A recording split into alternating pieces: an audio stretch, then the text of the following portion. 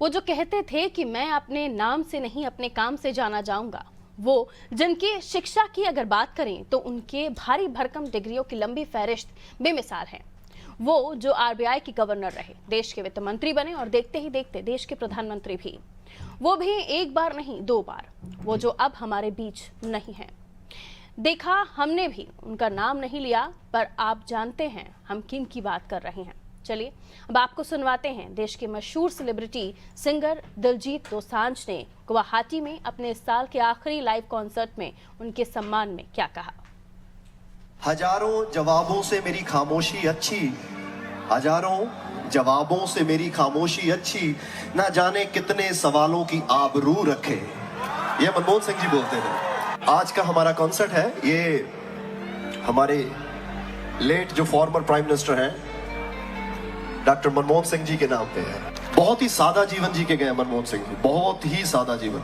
अगर मैं उनकी लाइफ की जर्नी की तरफ देखूं तो वो इतना सादा उन्होंने लाइफ जी है। अगर उनको किसी ने बुरा भी बोला तो उन्होंने कभी उल्टा जवाब नहीं दिया।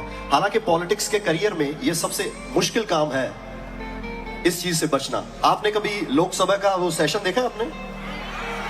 हमारे पॉलिटिशियन ऐसे झगड़ते हैं जैसे नर्सरी क्लास के बच्चे, मतलब वो भी नहीं झगड़ते जैसे वो झगड़ते हैं। खैर मैं उसमें नहीं घुसना चाहता, लेकिन ये बात तो सिर्फ डॉक्टर मनमोहन सिंह जी के हिस्से आई है कि उन्होंने कभी किसी पे पलट के जवाब दिया ही नहीं। ये उनकी लाइफ से हमें सीखना चाहिए। एक शेर वो अक्सर बोला करते थे कि हजारों जवाबों से मेरी खामोशी अच्छी, हजारों जवाबों से मेरी खामोशी अच्छी, ना जाने कितने सवालों की आबरू रखे। ये मनमोहन सिंह जी बोलते थे। ये बात मुझे लगता है आज के यूथ को सीखनी चाहिए, मुझे भी सीखनी चाहिए ये बात कि हमें कोई कितना भी बुरा बोले, हमें कितना भी हमें भटकाने की कोशिश करे, आपका लक्ष्य क्लियर होना चाहिए, आप फोकस होने चाहिए अपने काम को लेके।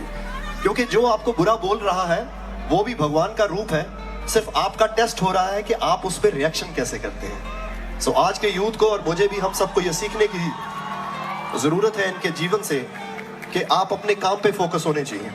और एक और बड़ी बात जो मनमोहन सिंह जी के हिस्से आई है कि वो पहले ऐसे सिख थे जिनकी भारतीय करेंसी पे उनके दस्तखत भी थे, जिसके पीछे पूरी दुनिया भाग रही है पैसों के पीछे, उन पे इनके दस्तखत थे। ये बहुत बड़ी बात है, ये आसान बात नहीं है इस मुकाम तक पहुंच जाना। तो आज हमारा सर झुकता है एक ऐसे देश प्रेमी के लिए जिन्होंने अपना पूरा जीवन देशभक्ति और देश की सेवा में लगा दिया।